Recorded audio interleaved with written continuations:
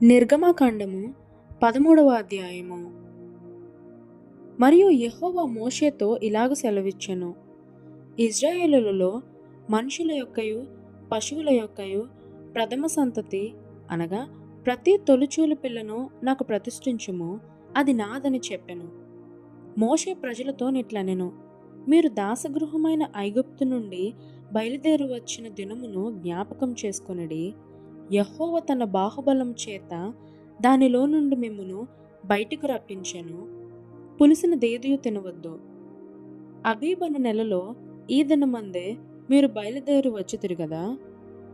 యెహోవా నీకిచ్చెదనని నీ పితరులతో ప్రమాణము చేసినట్లు కనానీయులకు, హిత్తీయులకు, అమోరీయులకు, హివ్వీయులకు, యోబుసీయులకు నివాస స్థానమయ్యుండు పాలు తేనెలు ప్రవహించు దేశమునకు నిన్ను రప్పించిన తరువాత నీవు ఈ ఆచారమును ఈ నెలలోనే జరుపుకొనవలెను.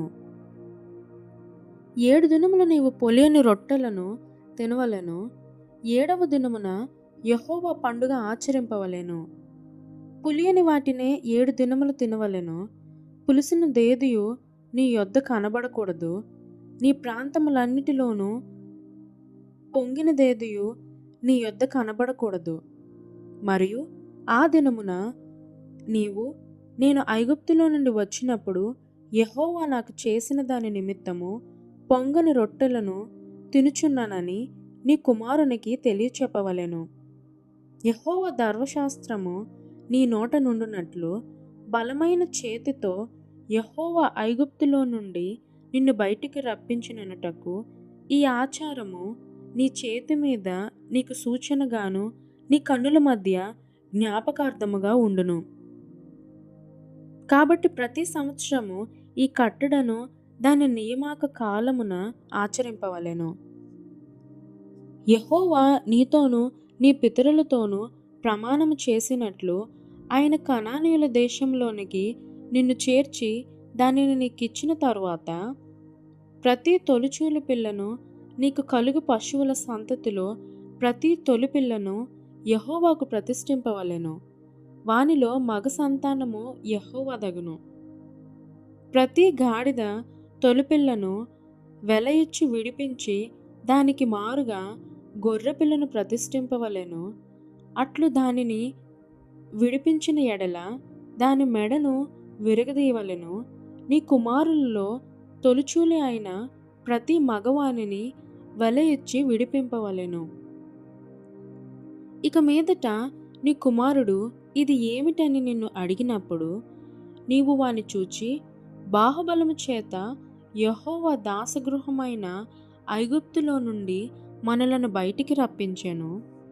ఫరో మనలను పోనీయకుండా తన మనస్సును కఠినపరుచుకొనగా యెహోవా మనుష్యుల తొలి సంతానమేమి, జంతువుల తొలి సంతానమేమి ఐగుప్తు దేశములో తొలి సంతానమంతయు సంహరించెను.